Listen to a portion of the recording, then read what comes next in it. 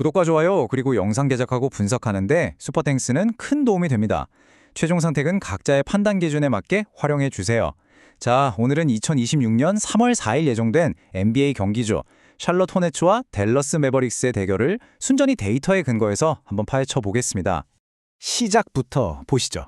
이 데이터가 보여주는 그림은 뭐랄까 완전히 정반대의 길을 걷고 있는 두 팀의 모습입니다. 지금 화면에 보이는 이 화살표처럼 말이에요. 한 팀은 정말 무섭게 치고 올라가고 있고 다른 한 팀은 글쎄요 뚜렷하게 가라앉고 있죠. 샬럿은 30승 31패, 기록만 보면 그냥 평범해 보일 수도 있어요. 하지만 최근 17경기에서 무려 14승을 쓸어 담으면서 완전히 다른 팀이 됐습니다. 반면에 댈러스는 현재 21승 39패로 심각한 부진의 늪에 빠져 있는 상황입니다. 그렇다면 시장은 이 경기를 어떻게 보고 있을까요? 이 데이터가 사실상 첫 번째 결정적인 증거를 우리에게 보여주고 있습니다. 샬럿의 승리 확률이 그야말로 압도적이거든요. 자, 이 숫자를 한번 보세요. 96.1%. 이건 그냥 이길 것 같다는 수준이 아닙니다. 베팅 시장에서는 샬럿의 승기를 거의 확정된 사실로 보고 있다는 거죠. 아시겠지만 프로스포츠 경기에서 승리 확률이 이 정도로 쏠리는 건 정말 드문 일이에요. 그리고 핸디캡, 그러니까 예상 점수차는 샬럿에게 무려 마이너스 11.5점이 설정됐습니다. 이게 무슨 뜻이냐면요. 샬럿이 그냥 이기는 걸 넘어서 최소 12점 차 이상으로 아주 큰 점수차로 이길 거라고 시장이 강력하게 예측하고 있다는 겁니다. 양 팀의 총 득점 기준선은 231.5점으로 꽤 높게 잡혔어요. 이건 샬럿의 막강한 공격력, 그리고 보통 빠른 템포로 경기를 운영하는 댈러스의 스타일을 반영한 결과겠죠. 하지만 잠시 후에 데이터를 보시면 아시겠지만 댈러스의 그 빠른 템포가 이번 경기에서는 아무 의미가 없을 수도 있습니다. 자, 이제 정말 흥미로운 부분입니다. 바로 부상자 명단인데요. 이 소스에서는 이걸 거의 승패를 결정짓는 절대적인 지표라고까지 말하고 있어요. 왜냐하면 댈러스가 지금 로스터 붕괴 직전의 상황에 처해 있기 때문입니다. 팀의 주 득점원이자 공격을 조립하는 쿠퍼 플래그의 출전이 의심스럽고요. 클레이 탐슨과 PJ 워싱턴도 나을 수 있을지 불투명합니다. 여기에 마빈 베글리 3세와 나즈 마샬은 아예 결장이 확정됐죠? 이건 그냥 몇 명 빠지는 수준이 아니라 팀의 공격, 수비, 그리고 공간 활용 능력까지 그 핵심이 통째로 뽑혀 나갔다는 뜻입니다. 그런데 반대편을 볼까요? 샬럿은 전력이 100%입니다. 마일스 브리지스, 무사 디아바테 같은 핵심 선수들이 모두 건강하게 출격을 기다리고 있죠. 팀의 준비 상태부터가 정말 극과 극의 상황인 겁니다. 자, 그럼 이런 로스터의 차이가 실제 경기력에는 어떤 영향을 미칠까요? 말로만 할 게 아니라 숫자로 직접 확인해보죠.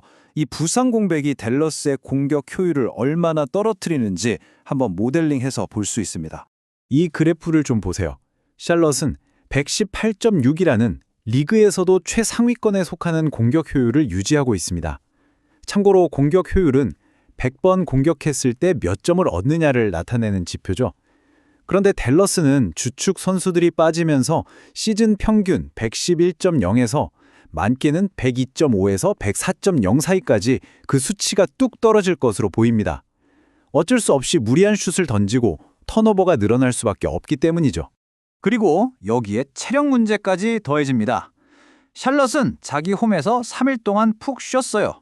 반면에 댈러스는요, 홈에서 연패를 당한 뒤 아주 먼 거리를 이동해서 원정 경기를 치러야 합니다. 텍사스에서 노스캐롤라이나까지 무려 1029마일. 이 긴 여정이 선수들의 몸에 어떤 영향을 미칠지는 불보듯 뻔하죠. 그리고 그 영향은 이미 데이터로 나타나고 있습니다. 슈팅 정확도에서 명백한 하락 추세가 보입니다. 그리고 바로 이게 핵심 데이터입니다. 화면에 나오는 것처럼 댈러스의 야투 성공률이 최근 3경기 동안 55%가 넘던 것이 42%, 그리고 38.8%까지 완전히 붕괴 수준으로 떨어졌습니다. 자, 그럼 이 모든 데이터를 종합했을 때 우리는 최종 점수를 어떻게 예상해 볼 수 있을까요? 소스는 바로 이 최근 슈팅 지표를 바탕으로 아주 명확한 기대치를 제시하고 있습니다. 데이터 모델링 결과 충분한 휴식을 취한 샬럿은 119점에서 124점 사이를 득점한 것으로 예상됩니다. 하지만 부상과 피로에 지친 댈러스는 잘해야 96점에서 102점 득점에 그칠 것으로 보이죠.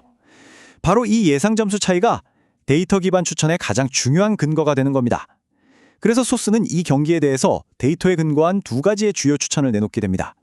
첫 번째는 샬럿이 11.5점이라는 핸디캡을 극복하고 승리한다는 것입니다. 통계적으로 그럴 확률이 80%가 넘는다고 하네요. 그리고 두 번째는 양 팀의 총 득점이 기준선인 231.5점보다 낮을 것이라는 예측입니다. 물론 소스는 마지막 조언도 잊지 않습니다. 경기 직전에 예상치 못한 선수가 갑자기 출전하는 변수가 생길 수도 있으니까요. 최종 라인업은 경기 시작 전에 반드시 꼭 한 번 더 확인하시라는 겁니다. 이 모든 분석은 결국 우리에게 마지막 질문 하나를 던지게 만듭니다. 이처럼 모든 데이터가 너무나 압도적으로 한쪽을 가리키고 있을 때 과연 우리가 흔히 말하는 이변이라는 것이 끼어들 틈이 통계적으로 남아있기는 한 걸까요? 오늘 분석은 여기까지입니다.